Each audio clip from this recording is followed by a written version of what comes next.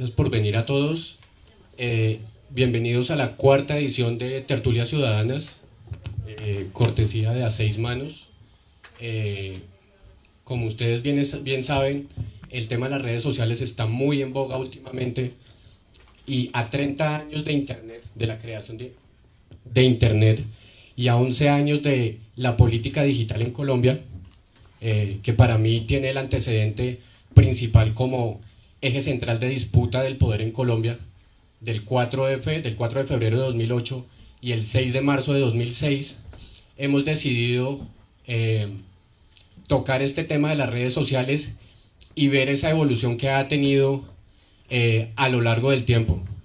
Lo que fue eje central de disputa en ese momento se empezó a convertir, más allá de eso, en una construcción de sentido, en un espacio, un lugar diferente a los medios tradicionales de comunicación para construir sentido.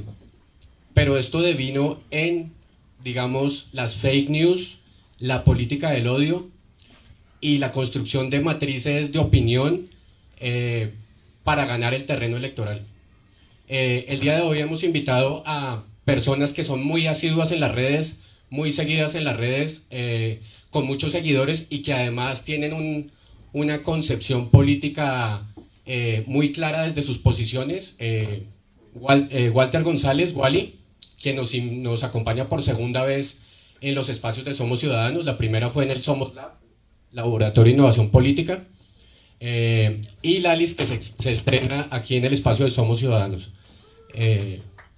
La presentadora, pues ya la conocen, Alejandra Correa, filósofa de la Universidad de La Salle, y sin más preámbulos los dejo con la política del odio, que se debería llamar la política de las bodegas. Chao. Buenas noches. Voy a leer un pequeño fragmento de lo que se trata esta tertulia y iniciamos con las preguntas para los invitados. Las redes sociales se convierten en un nuevo e interesante escenario de lucha política, donde convergen una serie de elementos críticos que obligan a los actores políticos a formar parte de una vasta red en cuanto a la propagación de información se sostiene. Los actores políticos entran así en la contienda de las ideas que allí se propagan, lo que implica desmentir, refutar, aceptar e incluso denunciar cualquier información que brote de la red. Por otra parte, existen otras figuras que surgen gracias a la expresión y masificación de la información, cuyos formatos novedosos brindan información con contenidos llamativos que apuestan a nuevas experiencias estéticas sin perder de vista el objeto, a saber, la información. Nuevos actores que tienen cada vez más impacto, logrando llegar a sectores que antes se encontraban desprovistos de todo interés en los asuntos políticos. Hoy, nuestro tema en la cuarta tertulia del movimiento Somos Ciudadanos, figuras novedosas y relevantes en las reflexiones políticas contemporáneas, Lalis y Wally, nuestros invitados, creadores de contenido político para YouTube, que empiezan a ganar terreno en el debate político, con las consecuencias mismas del ejercicio, pues la pelea por las ideas es también objeto de ataques y lo que hemos denominado en esta tertulia la política del odio. Entonces, bienvenidos. La primera pregunta es, para algunos especialistas, la información brindada en redes hace parte de un espectáculo mediático y no de una discusión política. ¿Qué consideran sobre esta afirmación? Primero, buenas noches, gracias por invitarme. Si es mi primera vez en esto, entonces súper bien. Yo creería que no toda, en realidad. Lo que pasa es que cuando uno hace estas cosas de redes sociales, pues está dispuesto a que lo acusen a uno de un montón de cosas o que se crea que lo que uno hace es un show mediático. Y realmente creo que no, o sea, en mi caso lo que hago es totalmente periodismo independiente e investigativo y creo que ahí está bien, está construyendo país a través del periodismo y a través de otras variantes que es el internet. y creo que puede funcionar en realidad. Entonces no me parece que todo sea un show mediático. Obviamente sí hay mucho show en redes, pero creo que lo que hacemos mediante la comunicación nosotros dentro de YouTube está bien, porque estamos educando, estamos informando, y aparte de eso damos una postura clara de lo que somos nosotros, y hasta ese momento la hemos defendido. Bueno, buenas noches también. Gracias por la invitación. Yo hago parte de lo que sí es el show mediático. Realmente yo no no voy a decirles acá que soy la Alice del periodismo, porque pues yo hago un contenido. No, pero lo que pasa es que la Alice al menos ha hecho investigaciones periodísticas. Yo no. Yo solamente cojo lo que ya está en medios nacionales y doy un punto de vista. Pero yo, periodismo como tal, que yo sí he visto que la Alice ha hecho investigación, no lo he hecho. También hay otros medios como el de esta nueva chica, la sobrina de Santos, ¿cómo es que se llama? Valeria, que también ha hecho un poco de, más vale, que también ha hecho un poquito de periodismo investigativo en redes. Entonces, a lo que voy es que lo que dice la Alice es muy cierto, no todo es show mediático, obviamente sí existe, porque alrededor de todo el tema de las redes sociales se ha construido un montón de tendencias que finalmente han logrado estar en el panorama nacional, pero eso mismo lo que significa es que la discusión también se ha creado a través de las redes sociales, principalmente en Twitter.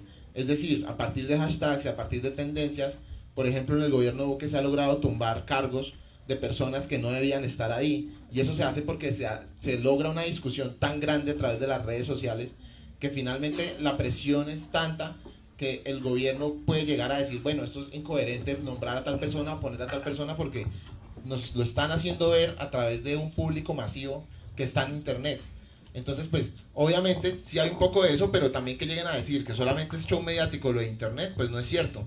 Hay muchas posturas que son muy válidas, muy académicas. Acá está el profe Carrillo, que por ejemplo ha hecho varias denuncias muy bien sustentadas a través de las redes sociales, como por ejemplo Twitter, en las que ha mostrado muchos de los engaños y de las mentiras de Peñalosa, que también yo he aprovechado para mostrar en mi canal. Entonces, eso lo que quiere decir es que no solamente se trata de un show que no le construya a nadie, sino que la discusión verdaderamente sí se está construyendo, la construcción, perdón, la redundancia, sí se está haciendo a través de las redes sociales para llegar a un debate nacional incluso. Gracias. Digamos que el texto comentaba era un poco porque había una carencia argumentativa en la información, que estos nuevos representantes pues de la información que hacen periodismo a través de las redes, era una información que carecía de contenidos fuertes y que por tanto en esa medida era un espectáculo. Sí. No, pues yo creería que no, la verdad. Bueno, no sé, igual es que Wally sí es muy showcero a ratos, pero yo tomo en serio el tema del internet. Entonces yo creería que no. Bueno, no sé, igual es que estamos compitiendo con gente que hace productos muy densos en términos de producción, de calidad. Pues yo siempre le he dicho a Wally, un par de veces lo hemos mencionado, Wally y yo no somos la puya, Wally y yo no somos gente de apellido como los Santos.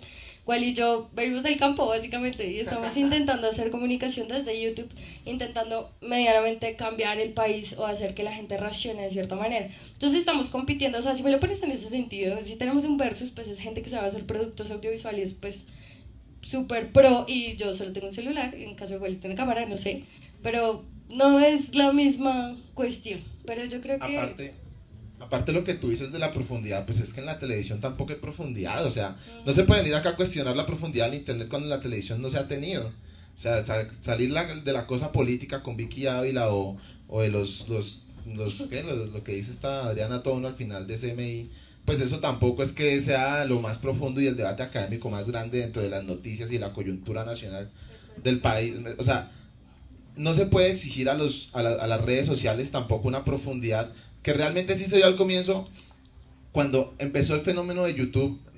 Realmente los productos independientes eran muy buenos porque eran propios y digamos que no tenían ese plus de estar detrás del dinero y detrás de la fama y detrás de todas estas cosas que ahora sí se ven.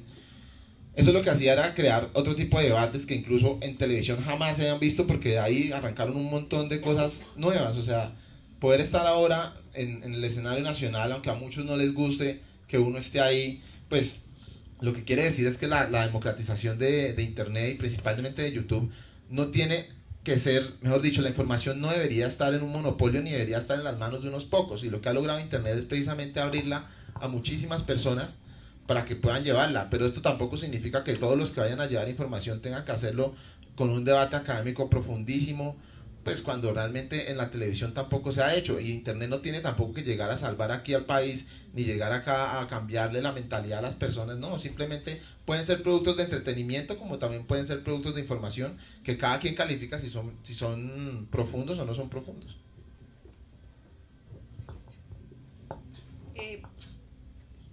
La siguiente pregunta tiene que ver más o menos con lo que decía Wally, y es que cuando ustedes logran esa cantidad de seguidores y masificar la información y llegar a determinados sectores y empiezan a jugar un papel relevante en la información, en esa medida los medios tradicionales los ven a ustedes como sus adversarios.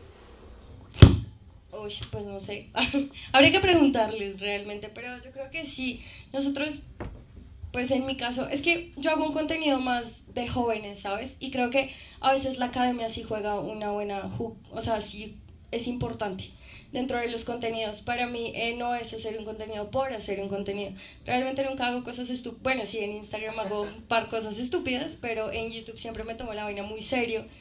Y creo que hace parte de la academia, porque hay que enseñarla, porque hay que divulgarla y porque hay que crear conocimiento. Cosa que no hace la televisión nunca en la vida. La televisión nunca te está contando una historia real, nunca te está diciendo, nunca te está contextualizando. Y lo podemos ver con el tema de la JEP. Nuestra generación no sabe qué es justicia y paz, nunca lo sabía. Entrando en temas de paz, nuestra generación nace con la JEP.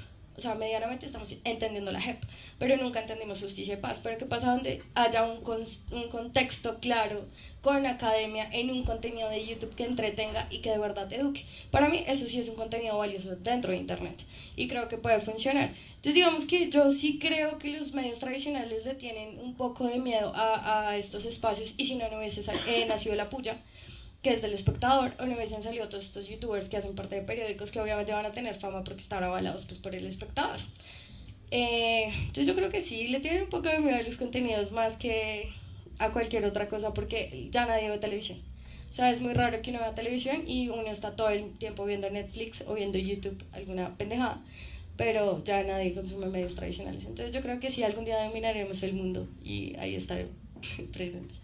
Sí, de acuerdo con Laris, y eso también tiene que ver con el paso que se ha dado de los medios tradicionales a Internet, que al comienzo ellos decían como que bueno, esto no es necesario, pero con la llegada del 2.0, con la interacción entre usuarios y creadores, pues tuvieron que dar la tarea de pasar sus contenidos a Internet, porque finalmente se dan cuenta que hay un público masivo que está ahí, que cada año va creciendo y que cada año va bajando el consumo de televisión, tanto así que la publicidad el año pasado por ejemplo en Estados Unidos ya cambió de los medios tradicionales de ser su mayoría a ser su mayoría de publicidad en Internet.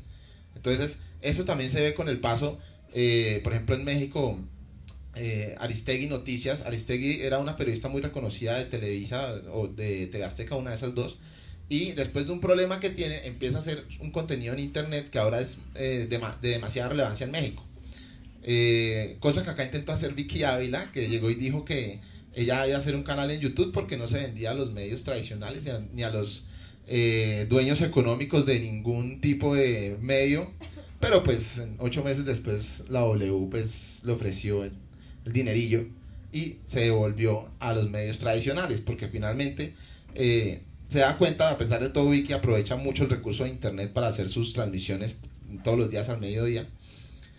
Esto lo que demuestra definitivamente es que sí hay un temor de los medios tradicionales, incluso de los mismos protagonistas de los medios tradicionales, para moverse a Internet. Poco a poco uno va viendo cómo figuras de la televisión, actores, presentadores, que antes se sentían muy cómodos estando en ese medio, han ido pasándose poco a poco a lo que tiene que ver sencillamente con Internet.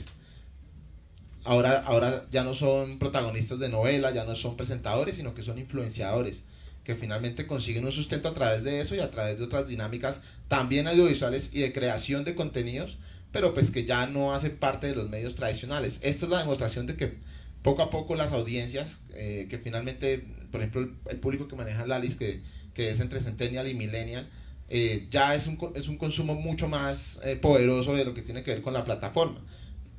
Entonces esa es la transición que se está dando y es inevitable.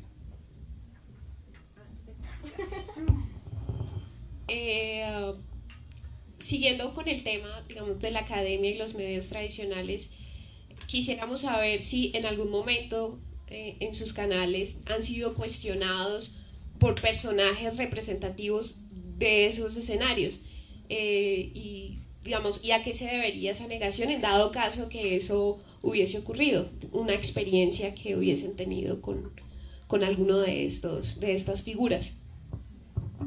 No, a mí solo una vez me escribió un mensaje Fajardo, porque subí un video contra Fajardo. Pues no en contra, en realidad, perdón. Dije algo sobre Fajardo, no me acuerdo, creo que estaba hablando sobre lo de Hidroituango cuando estábamos en épocas electorales. Y pues era una investigación real de que pues el tipo era gobernador de Antioquia y bueno, tenía profundidad pues. Entonces claro, me escribió Fajardo, me escribió la gente del Verde, que tenía que borrar ese video porque estaban en época electoral. Entonces dije como, pues no lo voy a borrar, ¿por qué? Entonces dijo que me iban a denunciar y que no sé qué, pero eso estaba sustentado, o sea, en realidad yo tenía razón. Sin embargo, pues dije, pues yo soy una pobre chica que vive en el sur y no quiero que me maten, entonces lo borré.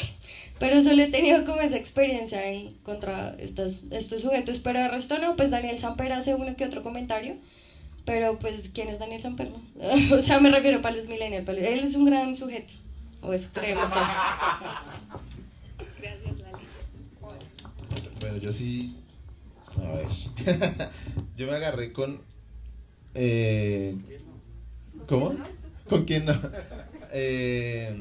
Creo que de las primeras disputas que yo tuve en Twitter y lo relacionado con mi canal y todo eso, fue con Darcy Quinn, porque ella hace una entrevista a Vargas Lleras cuando recién él sale de la vicepresidencia, y pues una lambonería impresionante en Caracol Radio. Entonces pues yo escribo un tweet diciéndole, claro, pues es que como fue jefe de prensa, entonces no se le pueden hacer, pero nada de groserías, nada de eso, ni nada. Muy respetuoso el tweet. Y entonces ella me ataca, me dice como que quién es este gordo, que no sé qué, que viene acá a criticarme. Entonces a final de cuentas ella me bloquea, yo consigo unos tweets de ella y hago una tendencia y pues finalmente eso queda ahí. La tendencia era Darcy bloqueó a Wally. Sí.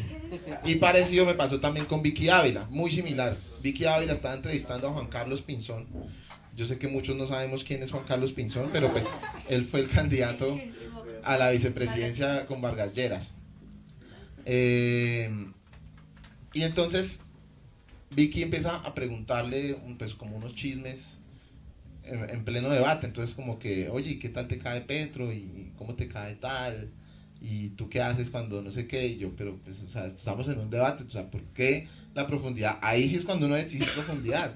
¿Por qué Vicky Ávila haciendo una entrevista hace esas vainas? O Hassan Nazar preguntando cuántos pares de Crocs tiene Uribe. Es exactamente lo mismo. Entonces lo mismo, Vicky Ávila me escribe unas cosas, yo consigo unos tweets de Vicky Ávila muy chistosos y pues me bloquea. Mi otra pelea fue ya de casos de periodismo vieja, con Felipe Zuleta, que hizo una columna en El Espectador que se llamaba La Cloaca. Y en esa columna él decía que las personas que estaban en Twitter no tenían derecho de contestarle a él porque la naturaleza no nos había dado ese derecho de hablarle de tú a él. Básicamente eso decía la columna. El derecho que no nos dio Natura, así textualmente, no tenía por qué reflejarse en las redes sociales, que eran una cloaca para él. Entonces pues también nos enfrascamos en una discusión y al otro día, con la ayuda de un personaje que está por acá también, conseguimos unos tweets y al otro día Felipe Zuleta cerró la cuenta de Twitter. Tanto fue el troleo que se llegó a eso, pero pues ojalá no tuviera que llegar a las cosas, pero es que esas digamos que los comentarios por lo menos a mí me sacan la piedra. O sea, ¿quién le dijo a Felipe Zuleta que uno no puede hablarle ni escribirle un tweet diciéndole alguna cosa cuando él, con unos tweets que yo saqué, criticaba a algunos homosexuales, criticaba a algunas personas siendo él homosexual? Entonces, bueno, tenaz. En fin, ya para terminar, con Diego Santos hemos tenido varias discusiones también. Él sí no me ha bloqueado. Él es muy cercano a Daniel Samper, pero pues yo creo que, o espero que Daniel Samper no siga esas tendencias. Bueno. Y con él me pasó que me quiso coartar un tweet en el que yo escribí cuando capturan por segunda vez a Popeye, escribí: Iván Duque se quedó sin community manager. Y entonces ahí es donde me critican la profundidad del debate. Diego Santos criticándome a mí por profundidad de debate. Entonces me escribe como: oye Wally, si tú quieres entrar de verdad a ser parte de los líderes de opinión, madura y no escribes este tipo de comentarios que no aportan nada. Entonces yo le escribí con solas is: Ili Willy, si quieres y ya, en eso quedó esa discusión. Y ya, finalmente, esas han sido como mis roces con la élite del periodismo de este país. Y dadas las experiencias que cuenta Lalis y Wally, de alguna manera los medios tradicionales empiezan a sentirse vulnerados y empiezan a pensar que se les está robando un espacio que ellos asumen es suyo, ¿sí? En ese orden, uno concluiría que sí serían sus adversarios, ¿no? Las personas que crean contenido material de YouTube versus los medios tradicionales. ¿Cuál es la diferencia de sus canales con los canales de los medios tradicionales que también buscan posesionarse desde las redes? Creo que depende del público, pues no sé, yo lo veo de esa manera. La vaina es que yo considero que yo hago contenido, ya lo dijo muy bien Wally, para gente centennial y millennial, que Wally y yo tenemos el debate de si soy millennial o soy centennial, pero no importa. El punto es que yo creo que es complejo, pero de diferente tiene mucho. Porque cuando tú escuchas la W a las 12, hay cosas dentro de esa entrevista que un millennial seguramente nunca va a entender. O sea, uno se queda como, ¿qué? Nada, ni Corte Suprema, ni Corte Constitucional, ni nada de eso le entra a uno, pues porque uno no está untado de ese tema. O al menos la gente que me sigue a mí, ¿sí? Porque pues todos son universitarios, o son gente de colegio, o gente que no hace nada. Entonces, pues, o sea, pues, en el buen sentido de la palabra, amiguitos. Entonces yo creo que cuando uno les llega con un lenguaje más pana, más parce, más amigos, nos están jodiendo, pasó esto, y no sé qué, y uno intenta explicarles a ellos de otra manera si estamos jugando un buen rol, y se hace lo diferente, o sea, estamos entrando de una manera diferente que ellos también hacen parte de eso, porque es que a nosotros los jóvenes nos han sacado todo el tema político, de todo el tema político.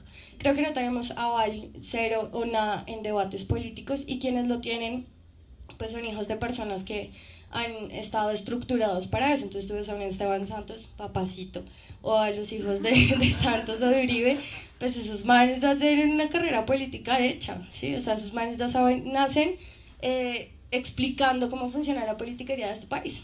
Pero nosotros no tenemos esa oportunidad. Entonces cuando uno se da cuenta de verdad que puede cambiar las cosas cuando usa la comunicación, es lo que hace diferente en ese sentido. Mi canal es diferente por eso, porque yo no tengo tabús para decir groserías o para hacer referencia a cosas burdas, porque así hablamos nosotros. Eso de la doble moral de no diga groserías porque está mal, es como, ay, sí, ajá, todo el mundo dice groserías, todo el mundo les puede decir, y creo que así me entienden más, y cuando a uno se le sale uno que otro chiste. Entonces, yo creo que eso es lo diferente de mi canal. Creo que podemos llegar a construir un país diferente a través de la comunicación y a través de ser youtubers políticos, realmente líderes de opinión que valga la pena.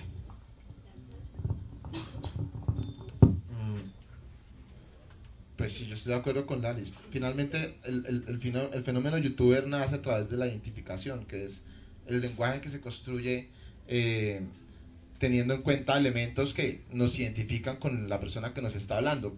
Tanto así que la historia de la primera youtuber que existió en el mundo era una chica que se sentaba al frente de un tocador y atrás se veía la cama normal, y ella salía hablando de temas digamos para público adolescente de estilo de vida.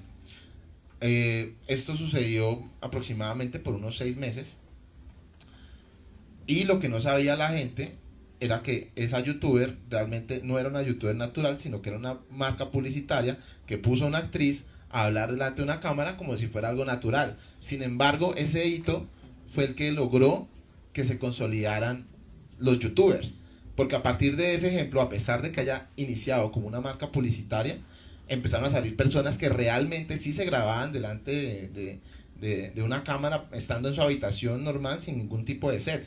Pero es curioso ver que, por ejemplo, la primera vez fue así y se logró una identificación tal que fue una campaña de publicidad muy exitosa, que logró darle inicio a todo lo que existe hoy como youtubers. Entonces, a partir de eso se empiezan a crear nuevos contenidos. Esta persona prácticamente sale del escenario, pues porque se descubre que no es real. Y es principalmente la identificación lo que logra hacer la diferencia con los medios tradicionales. Entonces, Lali usa un lenguaje, yo también uso un lenguaje muy, muy sencillo para que las personas, a través de elementos que yo utilizo de la cultura popular, bien sea Los Simpsons, bien sea el Chavo, bien sean videos viejos, bien sea, etcétera, memes, que logran finalmente crear una conexión entre el usuario y el creador de contenidos, que no se puede ver en la televisión. O sea, tú no vas a ver en la televisión una noticia explicada con memes o con los Spider-Man o algo así. Entonces, a eso es a lo que voy. Entonces, lo que dice Laris es muy cierto. La diferencia es la comunicación que se hace hacia un público nuevo, hacia las nuevas audiencias, que son las que principalmente están dejando de ver televisión, que finalmente lo que buscan es otro tipo de contenido con otro tipo de lenguaje, que ya están mamados, de que por ejemplo yo también estaba mamado y por eso arranco el canal, porque pues no me mamo ver un debate de tal programa, o no me mamo ver las noticias de RCN, etcétera, etcétera. Entonces por ahí, por ese lado que se da todo eso. Se dice que, digamos, las redes sociales parten de las nociones del desorden y de la noción de la desproporción, ¿sí? A partir de, porque hay información, digamos, deliberada, noticias falsas, etcétera, etcétera. Si bien se dice que las redes sociales son espacios donde predomina el desorden, siendo ustedes resultado de este fenómeno, ¿son sus producciones también desordenadas? No, Aleja, jamás.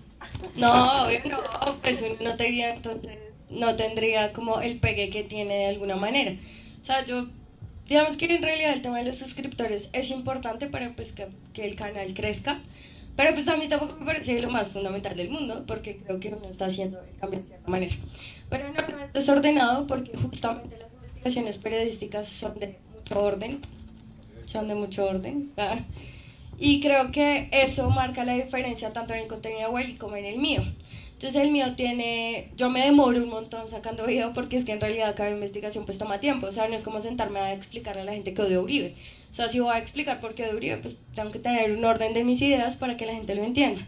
Yo hablo un montón, o sea, de verdad, si a mí me dieran una cámara con mucha capacidad, yo hablaría unas 3 horas de todas las cosas que tengo para decir. Pero si uno no los organiza, no funciona. Entonces, sí, de por sí el internet sí es desordenado, porque está todo lo que tú mencionas. O sea, si hay fake news, hay resto de datos que no son ciertos, pues tú pones un trino y quién te certifica que eso sea real. La gente a veces cita el DANE, según cifras del DANE, no sé qué, y vaya uno a saber si es verdad o no. Entonces le toca uno entrar al DANE y mirar. Pero yo creo que por eso hay que seguir ciertos patrones, o más bien ciertos líderes de opinión que de verdad den esa veracidad. O sea, que se ha comprobado. Por ejemplo, yo sigo un montón de gente que sube datos, pero pantallazos y links que uno puede ir a mirar. Pero es ahí donde nace como el orden de uno, ¿no? O sea, hacer diferente el internet, aprovechar el internet. Porque si no fuese así, entonces pues todas las noticias de Colombia serían actualidad panamericana, que también me parecen unos genios en el internet. O sea, realmente la están rompiendo. Pero no, mi canal no es desordenado, Alejandra, jamás, jamás. Mi canal tiene calidad. Bueno, yo lo que creo es que las redes sociales finalmente son un reflejo de lo que es la condición humana, y uso siempre ese término. Las otras me dijeron, ay, condición humana es porque es petrista. No, pues es que, ¿por quién le dijo a Petro que tenía que ser el embajador de la palabra humana? Bueno, la cosa es que las redes sociales son finalmente una herramienta que demuestra esa condición. Es decir, el odio no lo creó las redes sociales, el amor o los likes o la indignación no la crearon las redes sociales. O sea, somos las personas que utilizamos esos medios las que creamos eso, y las que utilizamos esta herramienta para expresarlo. Pues Twitter, más que ninguna otra red social, se usa sobre todo para expresar indignación. Pero ¿a qué voy? El desorden tiene que ver también mucho con esto, porque si hay desordenada la vida, pues son desordenadas también las redes sociales. Es decir, apartándome de lo que dice Laris del contenido, porque eso es muy cierto, hay cierto orden que se tiene para crear cualquier cosa. O O sea, las ideas no salen de la nada y se hacen solas, hay que seguir unos parámetros. Pero dentro de todo el mundo de Internet sí hay, desorden, hay, digamos, personas que crean perfiles falsos, hay gente que amenaza a través de estos perfiles, es decir, hacen parte de las mismas personas que probablemente en el pasado podían haber enviado una carta anónima a alguien por debajo de la puerta amenazándolo, o alguien que podía encontrarse a un actor político y pegarle un puño, pero que ahora puede hacerlo a través de un tweet y más bien escribirle una grosería. Es decir, yo creo que, por ejemplo, Internet se ha servido para desescalar un poco el odio, a pesar de otras personas que digan que sí, como se llama este debate, que es la política del odio. Yo creo que Internet se ha servido para ir desescalando un poco la violencia, sobre todo, porque pues finalmente tienes otra forma de expresar tu indignación, que no es precisamente yendo a lo físico, ¿sí? Entonces, nada, pero en cuanto a la creación de contenidos, pues sí hay un orden. Por ejemplo, en Wall-E se trata de llevar unos temas, un hilo, escribirlos, editarlos, producirlos, pues eso finalmente hace parte de una producción. El desorden, ¿en qué está? En que uno se demora en hacer los videos por estar tomando, por ejemplo. Eso sí puede ser un problema. Que, por ejemplo, no tiene los medios tradicionales porque pues hay unas reglas más por contratación y todo ese tipo de cuestiones legales. Pero finalmente a lo que voy es, hay desorden en las redes sociales porque desordenada también es la vida de las personas.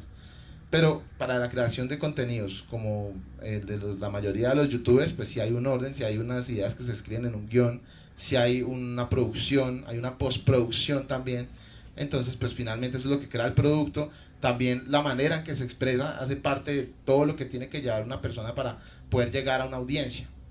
Entonces ahí es donde se ve el orden, que finalmente no se aleja de la realidad. Es que insisto, o sea, tratar de decir que los medios tradicionales están bien y las redes sociales están mal, pues es una cosa muy complicada, porque finalmente ambos están mal. Si llegamos a hablar que las redes sociales, o mejor dicho, si llegamos a hablar que los medios tradicionales están bien porque tienen ciertos estándares o tienen ciertos horarios, tienen prime time para las noticias, no sé qué, y las redes sociales no, las redes sociales tienen groserías, tienen tal cosa, pues es ilógico. O sea, finalmente lo que expresa todo esto es que al final ambas son desordenadas por la simple naturaleza. Es decir, no hay ningún tipo de relación que tenga que ver con lo que va del orden de los medios tradicionales a los medios de comunicación como las redes sociales, que finalmente lo que sirven es para eso, para expresarse, para ser democráticos y para poder cuestionar a lo que nos venden y a lo que nos están mostrando. Gracias. Y para terminar, la última pregunta y después pasamos a pues, las preguntas. ¿Son las redes sociales el nuevo escenario de la lucha política? ¿Ustedes qué consideran? Sí, no, porque yo creo que la lucha también se hace en la calle. Creo que el activismo en la vida real es importante y es necesario. O sea, tú usas las redes sociales para masificar una información y para llevarle a toda la gente en los rincones donde esté que la lucha está activa y que la lucha política se hace. Para nadie es un secreto que yo soy de izquierda y nosotros consideramos, o en mi parche, yo tengo un colectivo de pelados que lo que hacemos es ir a la calle a hacer pedagogía y explicarle a la gente todos los problemas. Es decir, la gente ni siquiera sabía por qué tocaba que renunciara el fiscal. Entonces salimos 20 a explicarle a la gente y decirle, oye, el fiscal debe renunciar por esto. Y ese es el activismo real. Yo lo hago en mi canal y digo como, bueno, el fiscal debe renunciar porque pues es un hijo de su madre, pero pues X.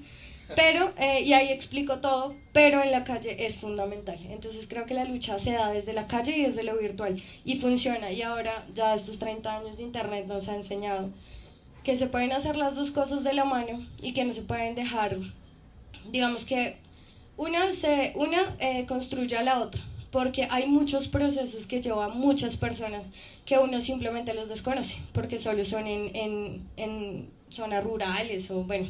O sea, son procesos que de verdad dentro de los activistas o de la gente que tenemos parches en las calles, pues uno conoce, como el profe de la vereda no sé qué, como la chica que hace no sé qué en Mochuelo, pero nadie los conoce. Además, ahí está la falla de la gente que dice que uno no puede subir fotos haciendo activismo en la calle. Eso me parece absolutamente ridículo.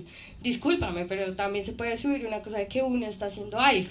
Entonces yo creo que van de la mano y me parecen bonitas, me parecen fantabulosas, y creo que después de eso existe una lucha, y es la lucha de los jóvenes. Y creo que si no nos empoderamos en este momento, la situación en la que está el país está justamente para que cojamos las riendas del país, porque si no se va a ir a un pozo que nadie se va a aguantar.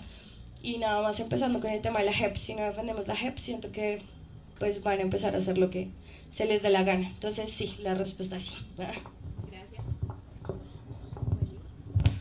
Yo creo que la lucha política total dentro de las redes sociales en este momento está 50-50.